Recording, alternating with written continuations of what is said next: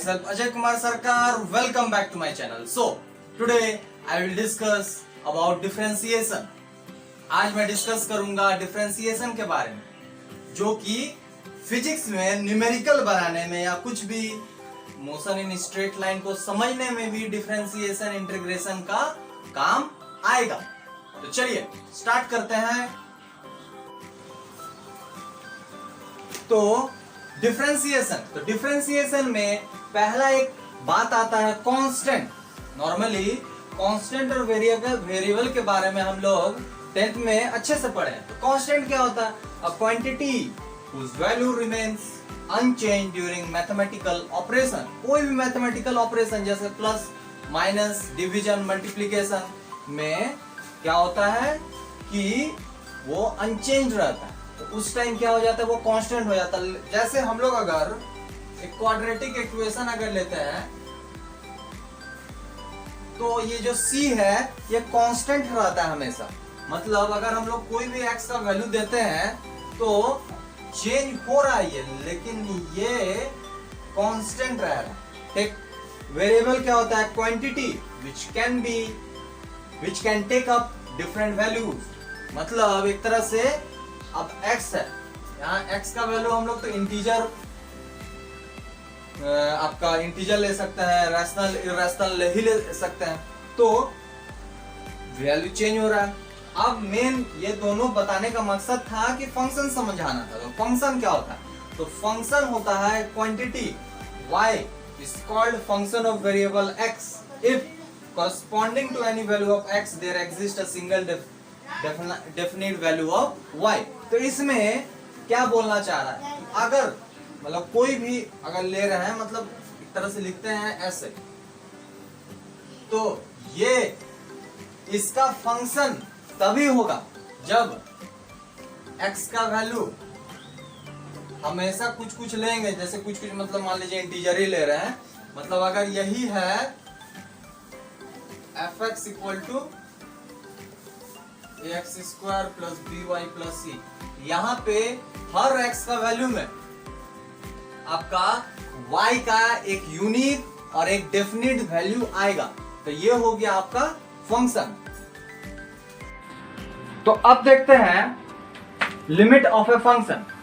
तो limit of a function में एक एग्जांपल लेते हैं, y equal to x square minus 4 by x minus 2। अब यहां पे ये अगर 0 हो जाता है, ठीक, तो 1 बाई 0 मतलब समथिंग बाई 0 होगा। समथिंग बाई यहाँ पे 0 होगा, इसको अगर p मान लीजिए तो समथिंग बाई 0, और something by 0 is always infinity. मतलब यहाँ पे हम x का वैल्यू क्या नहीं लेंगे? x का वैल्यू 2 नहीं लेंगे। ठीक। उसी को हम लोग यहाँ पे लिमिट में लिख देते हैं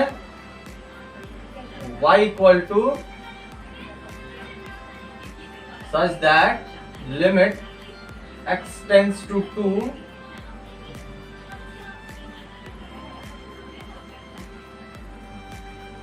ये। ठीक, ये हो गया। अब इसमें कुछ हम लोग अभी बस हम लोग को वो मतलब प्रूफ नहीं देखना है, उसको याद रखना है। जैसे limit x tends to 0 sine del x by del x क्या होगा? 1 होगा। फिर limit x tends to 0 1 plus del x is infinity. ये e का मतलब इंफिनिटी होता है। उसके बाद limit del x tends to 0 e to the power del x और माइनस 1 नीचे, मतलब इसके साथ minus 1 by del x is equal to 1। ये कुछ फिजिक्स में, मतलब मैथमेटिक्स में तो और ब्रॉड है, फिजिक्स में बस इतना इसमें लिमिट ऑफ अ फंक्शन में याद रखना। अब हम लोग आते हैं डिफरेंशिएशन। तो अब देखते हैं डिफरेंशिएशन कि the derivative of differential coefficient of a function is the limit to which the ratio of the small increment in the function to the corresponding small increment in the variable tends to when the small increment in the variable approaches 0। मतलब इसका मतलब क्या हो रहा है? इसका मतलब ये बोल रहा है कि अगर y इक्वल टू fx है, इसमें छोटा सा एक इंक्रीमेंट कर रहे हैं, इसमें भी एक छोटा सा इंक्रीमेंट करेंगे और ये इंक्रीमेंट फिर एक तरह से मतलब नॉर्मली टेंड्स टू 0 हम लोग देख रहे थे, इसको टेंड्स टू 0 बोलते हैं, है ना। इसको थोड़ा डिटेल में समझते हैं।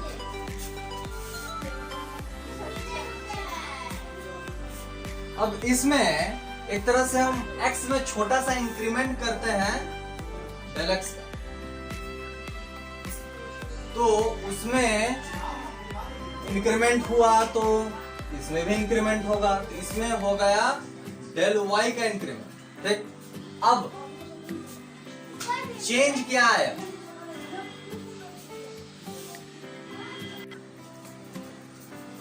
तो चेंज क्या आया? तो चेंज आया इससे ये माइनस होगा, तो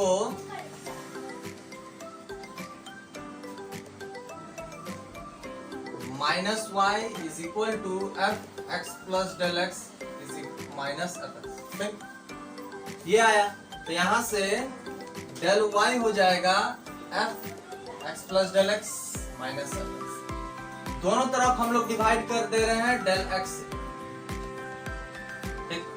तो ये चीज क्या हो जाएगा? ये चीज हो जाएगा एक तरह से लिमिटिंग वैल्यू। ये लिमिटिंग वैल्यू है।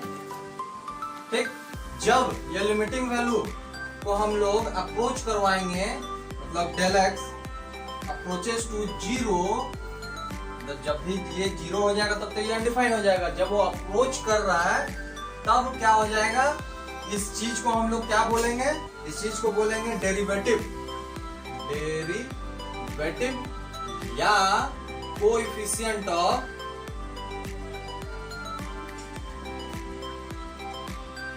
Differential coefficient of y with respect to x। ठीक, और इसको हम लोग किससे डिनोट करते हैं? dy by dx। ठीक, डिटेल में 12 में है, लेकिन अभी थोड़ा सा इसमें पढ़ना पड़ेगा।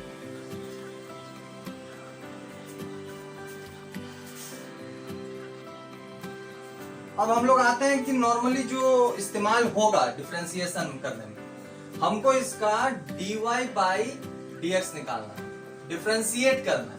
ठीक, इसका डिफरेंशिएशन क्या हो जाएगा? dy by dx हो जाएगा x,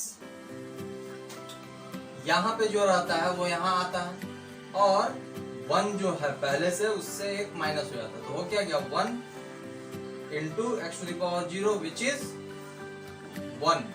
ठीक, वैसे ही x इक्वल टू एक्स, ये क्या हो जाएगा? इसका हो जाएगा 2 x to the power 2 minus 1 2 का पावर 1। ठीक, मतलब फॉर्मूला क्या बन गया? y इक्वल टू अगर एक्शन है तो dy by dx क्या हो जाएगा? nx n minus 1। ये हो गया इसका डिफरेंशिएशन। प्रूफ उतना इंपॉर्टेंट नहीं है, लेकिन नेक्स्ट क्लास में प्रूफ भी बताएंगे। आज पहले तो इस समय क्वेश्चन देखते हैं। अब एक क्वेश्चन है कि y equal to x to the power 5 plus x to the power 4 plus 7। ठीक, dy by dx करना, तो अब क्या हो जाएगा? 5x 5 माइनस 1 प्लस 4x अब प्लस यहाँ पे नहीं, मतलब ये कांस्टेंट है।